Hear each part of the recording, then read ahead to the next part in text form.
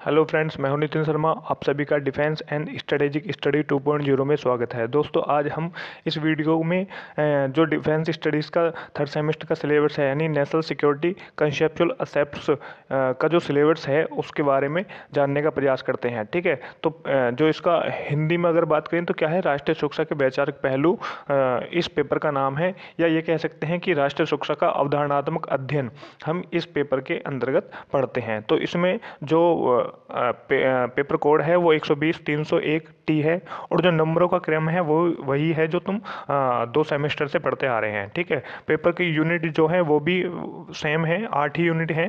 ठीक है तो इसमें क्या है कि हमको इस पेपर में क्या क्या पढ़ना है, ये हम इस सिलेबस में या इस वीडियो में जानने का प्रयास करते हैं। ठीक, इसमें पहली यूनिट बताई गई है जिसमें इंट्रोडक्शन बताया है कि जो राष्ट्र होता है, राज्य होता है, राज्य जो राष्ट्र के संपर्क होते हैं, जैसे कि राज्य हुआ, सुरक्षा हुआ और रक्षा हुआ। ठीक है, तो अगर इंग्लिश में बात करें तो context of national state and nation state security and defence, यानी जो हमारे राष्ट्र क्या होता है, राज्य क्या होता है। ठीक है, इस बारे में जानना, उनकी विशेषताएं क्या होती हैं, कौन कौन से ऐसे तत्व होते हैं जिनके द्वारा हम उनको राष्ट्र और राज्य मानते हैं। ठीक है, और अगर हम बात करें सुरक्षा और रक्षा की, तो इसमें हम देखते हैं कि एक राष्ट्र अपनी सुरक्षा किस प्रकार करता है, और जो रक्षा है यानी नेशनल, तुमने फर्स्ट सेमेस्टर में अगर पढ़ा होगा कि नेशनल सिक्योरिटी और नेशनल डिफेंस के बारे में पढ़ा होगा। ठीक है, वही हम इसमें पढ़ने का इसमें प्रयास करते हैं। ठीक है, जो दूसरा पॉइंट है, पहली यूनिट का दूसरा पॉइंट जो है उसमें दे रखा है कि origin concept and objectives of national security, यानी राष्ट्रीय सुरक्षा की उत्पत्ति, अवधारणा और उद्देश्य, यानी राष्ट्रीय सुरक्षा की उत्पत्ति कब हुई, कैसे हुई, और इसकी जो अवधारणा है वो क्या क्या है, इसके उद्देश्य कौन कौन से होते हैं, कि क्यों हम राष्ट्रीय सुरक्षा को इतना महत्व देते हैं। ठीक है, इसके बारे में हम इस यूनिट में, जो पहली यूनिट है उसमें हम जानने का प्रयास करते हैं। सेकंड यूनिट की बात करें तो इसमें क्या है, national security analysis concept compound and formulation of security and defence policy and their linkage, यानी जो राष्ट्रीय सुरक्षा है उसके विश्लेषण का अवधारणात्मक अध्ययन करना है। ठीक है, राष्ट्रीय सुरक्षा के कौन कौन से तत्व होते हैं या घटक होते हैं, तत्व बोल सकते हैं, घटक बोल सकते हैं। ठीक है, कौन कौन से तत्व होते हैं या घटक होते हैं, दो प्रकार के होते हैं, मूर्त और अमूर्त। ठीक है, मूर्त तत्व वो होते हैं जो हमको दिखाई दे सकते हैं, अमूर्त तत्व क्या होते हैं जो हमको दिखाई नहीं देते हैं। और उसके साथ साथ हमको क्या पढ़ना है कि राष्ट्र जो सुरक्षा है और रक्षा है, उसकी जो पॉलिसी होती है, उनका निर्माण और उनका आपस में क्या क्या संबंध होता है। यानी अगर माने कि रक्षा अध्ययन जो हमारा प्रतिरक्षा है वो क्या है, और जो हमारी नेशनल सिक्योरिटी है वो क्या है, यानी डिफेंस पॉलिसी और सिक्योरिटी पॉलिसी का आपस में संबंध क्या होता है, और ये किस प्रकार निर्मित की जाती है, किन के द्वारा निर्मित की जाती है, क्या क्या इनके उद्देश्य होते हैं, कि जिसको हम इसमें हम पढ़ने का प्रयास करते हैं। ठीक है, और इनके आपस में क्या संबंध होते हैं। अगर हम तीसरी यूनिट की बात करते हैं तो इसमें क्या है, national and international security related concept, यानी जो राष्ट्रीय एवं अंतर्राष्ट्रीय सुरक्षा की संबंधित अवधारणाएं होती हैं। यानी एक तो हम अपने राष्ट्र क्या होता है, राष्ट्र जो अपने देश, यानी अगर हम भारत की ही बात करें तो ये कहलाएगा राष्ट्र, और अंतर्राष्ट्र की बात करें तो ये क्या होता है, जो दो या दो से अधिक राष्ट्र आपस में मिलकर जो सुरक्षाएं संबंधित अवधारणाएं हैं उनके बारे में अगर हम चिंता करते हैं, अध्ययन करते हैं, या उनके बारे में हम जानने की कोशिश करते हैं, तो क्या है, वो इंटरनेशनल सिक्योरिटी कहलाती है। तो इसमें भी पॉइंट बताए गए हैं। पहला क्या बताया है, national power and it's element, national interest, foreign policy and diplomacy, यानी जो हमारी राष्ट्रीय शक्ति है, राष्ट्र की शक्ति को जो राष्ट्रीय शक्ति होती है उसको संचालित करने के हमारे बहुत सारे तत्व होते हैं। ठीक है, उसमें क्या क्या तत्व होते हैं वो हम इसमें यूनिट वाइज जब हम चैप्टर कवर करेंगे तो उसमें हम आपको समझा देंगे। राष्ट्रीय हित होता है, नहीं, हर जो भी वर्क होता है अंतर्राष्ट्रीय या विश्व जगत में, जो भी कार्य होते हैं एक दूसरे राष्ट्र से जो संबंध होते हैं वो केवल अपने राष्ट्रीय हितों की पूर्ति के लिए होते हैं, अन्यथा इसमें कुछ नहीं होता है। अगर हम किसी राष्ट्र का किसी राष्ट्र के साथ राष्ट्रीय हित टकराते हैं तो हम उसके लिए क्या है, युद्ध करने के लिए तैयार भी हो जाते हैं। विदेश नीति क्या होती है, जैसे कि हमको अपने अपना जो राष्ट्र है उसकी नीतियों को, या अपने राष्ट्र की जो वर्चस्व है उसको बढ़ाने के लिए, ठीक है, या अपने राष्ट्र के जो कंट्री मित्र राष्ट्र हैं उनको बढ़ाने के लिए हम विदेश नीति और कूटनीति का प्रयोग करते हैं, ठीक है। अ, आगे हम बात करें, जो सेकंड पॉइंट है वो है बैलेंस ऑफ पावर और कलेक्टिव सिक्योरिटी। यानी बैलेंस ऑफ पावर क्या होता है, जिस प्रकार तराजू के तो पड़ले होते हैं उनको बैलेंस किया जाता है, उसी प्रकार अंतर्राष्ट्रीय जगत में भी एक दूसरे की जो बैलेंस ऑफ पावर है यानी शक्ति को बैलेंस करने का प्रयास किया जाता है। अगर हम मान के चलें कि 1964 में जब भारत और चाइना का 1962 में युद्ध होता है, उसके बाद भारत जो चाइना है वो क्या है 1964 में परमाणु बम का परीक्षण करता है। तो क्या है, एशिया में जो बैलेंस ऑफ पावर था वो किसकी तरफ था, वो चाइना की तरफ हो गया था, क्योंकि उस समय पे एशिया का जो रीजन है उसमें किसी ने भी परमाणु बम का परीक्षण नहीं किया था। तो भारत के लिए यह आवश्यक हो गया था कि हमको भी परमाणु परीक्षण करना चाहिए। इसलिए भारत ने 1974 में 1974 में अपना जो परमाणु परीक्षण है वो पहला परमाणु परीक्षण किया था, जिसका जो कोड नेम था वो स्माइलिंग बुद्धा दिया गया था, ठीक है। तो ये क्या है, अगर जब भारत ने परमाणु परीक्षण कर लिया और चाइना ने कर लिया तो दोनों का बैलेंस क्या हो गया, मेंटेन हो गया, ठीक है।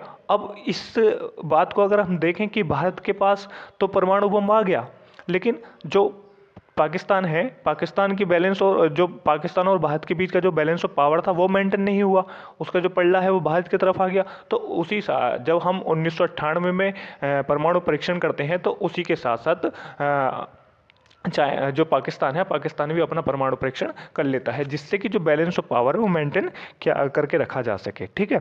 आगे अगर बात करें कलेक्टिव सिक्योरिटी की, तो इसमें क्या है, सामूहिक सुरक्षा का जो एक सिद्धांत है वो फॉलो किया जाता है। जैसे कि अगर मान लें कि कोई राष्ट्र यूएन के जो भी चार्टर है उसको फॉलो नहीं करता है, ठीक है। अगर हम यूएन के बारे में बात करें कि यूएन का जो चार्टर है उसको फॉलो नहीं करता है और वह किसी राष्ट्र पर आक्रमणात्मक कार्रवाई करता है, ठीक है, और किसी भी नियमों का फॉलो नहीं करता है, तो उस रूप में क्या किया जाता है, उस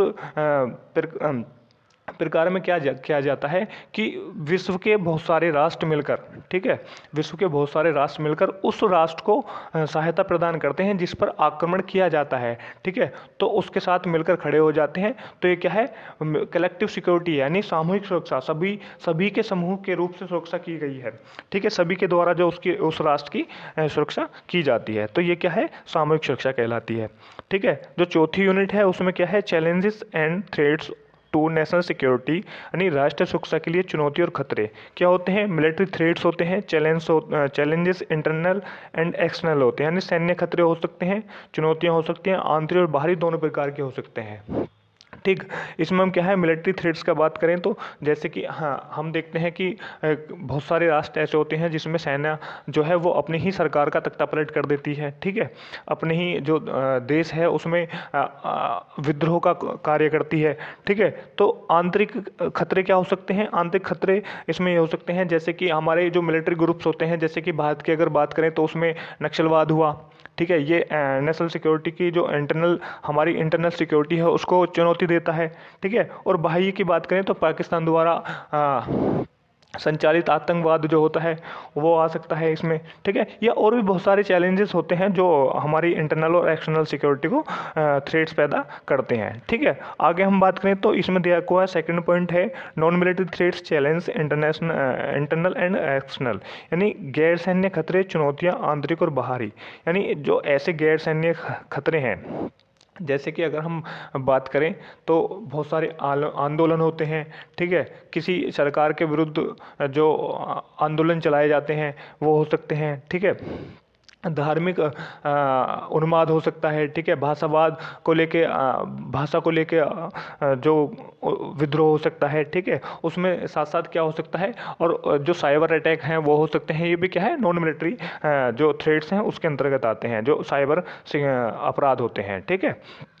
अगर हम पार्ट बी की बात करते हैं, यानी 5 मिनट की बात करते हैं, तो उसमें दिया गया है contact of defence, threats, perception, defence, planning and reform, military, nuclear and missile capability of India, China and Pakistan, यानी रक्षा का संपर्क क्या है, ठीक है। डिफेंस के बारे में हम जानते हैं कि खतरों की धारणा क्या होती है, ठीक है, रक्षा योजना और उसके सुधार क्या हो सकते हैं, यानी हमारी जो मिलिट्री प्लानिंग है वो कैसी होनी चाहिए, ठीक है। अगर हम किसी राष्ट्र अगर हमारा सामने वाला दुश्मन हमसे ज़्यादा स्ट्रांग है तो हमको भी उससे ज़्यादा स्ट्रांग होने के लिए या उसके बराबर होने के लिए हमको क्या क्या अपनी ऐसी डिफेंस प्लानिंग करनी चाहिए जो या उनमें ऐसे सुधार करने चाहिए तो ताकि हम उसमें उनको हम उनका हम सामना कर सकें, ठीक है। भारत और चाइना और पाकिस्तान की जो परमाणु मिसाइल की क्षमता है वो क्या है, इस बारे में हम इसमें जानने का प्रयास करते हैं। यानी भारत और पाकिस्तान की जो मिलिट्री कैपेबिलिटी है, ठीक है, उनको हम एक तुलनात्मक जो अध्ययन है वो हम इसमें करने का प्रयास करेंगे, ठीक है। नेक्स्ट यूनिट है, छठी यूनिट है proliferation of weapons of mass detection, यानी WMD and NPT, CTBT, MDCR, NMD and FMCT, यानी सामूहिक सुरक्षा के जो सामूहिक विनाश के जो हथियार होते हैं, ठीक है, उनके बारे में पढ़ना है। NPT क्या होती है उसके बारे में पढ़ना है, CTBT क्या होती है उसके बारे में पढ़ना है, MTCR क्या होता है उसके बारे में जानना है, NMD क्या होता है उसके बारे में जानना है और FMCT के बारे में जानने का हम इस यूनिट के अंतर्गत प्रयास करते हैं। अगर हम NPT की बात करें तो NPT क्या है, NPT कहता है कि जो 5 परमाणु शक्ति संपन्न राष्ट्र हैं वो ही परमाणु शक्ति संपन्न राष्ट्र रहेंगे। अन्य अगर जो भी राष्ट्र इस पर हस्ताक्षर करता है वो किसी भी प्रकार का जो परमाणु परीक्षण है वो नहीं करेगा। भारत ने इस पर हस्ताक्षर नहीं किए हैं, CTBT पर भी नहीं किए हैं और NPT पर भी नहीं किए हैं। जैसे ही हम इसको मतलब चैप्टर वाइज कवर करते हैं तो उसमें हम इसको विस्तार से समझाने का प्रयास करेंगे, ठीक है।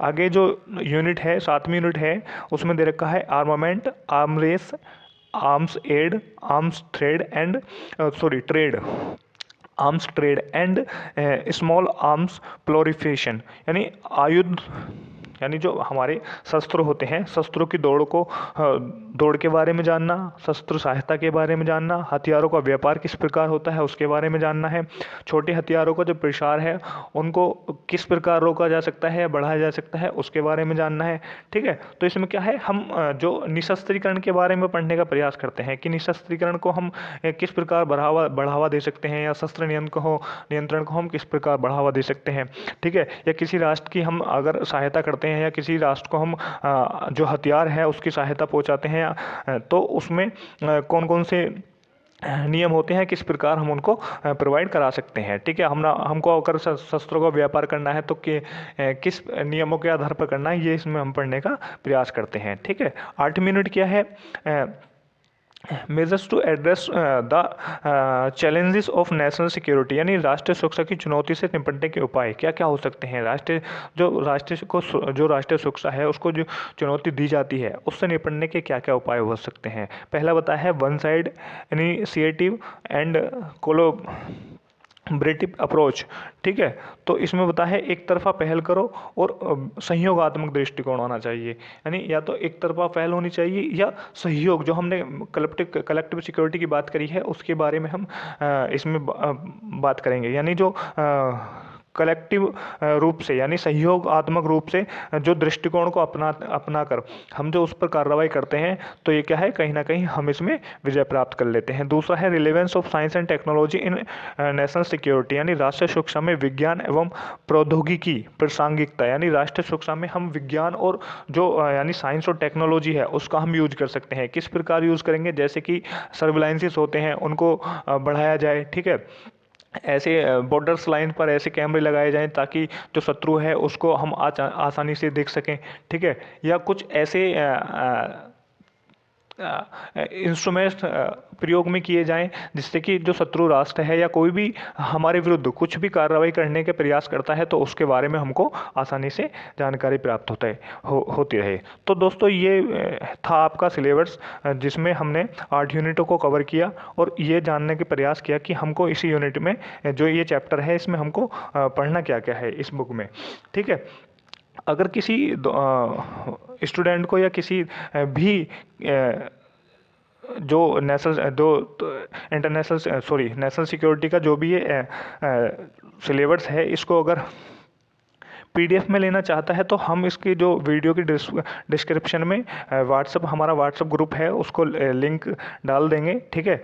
तो वहाँ से हमको मैसेज करके इसका PDF ले सकता है, ठीक है। और अगर किसी को और भी इससे जो इसके सभी चैप्टर हैं उससे रिलेटेड PDF चाहिए तो भी हम व्हाट्सएप ग्रुप पर अवेलेबल हैं, वहाँ से हमको मैसेज करके इन चीज़ों का पता कर सकता है, ठीक है। तो थैंक यू एवरीवन हमारी इस प्रकार की वीडियो को देखने के लिए। और इस प्रकार की इसकी जो चैप्टर वाइज वीडियो हैं उसको देखने के लिए हमारे चैनल को सब्सक्राइब करें, चैनल को वीडियो को लाइक एंड शेयर करें। Thank you.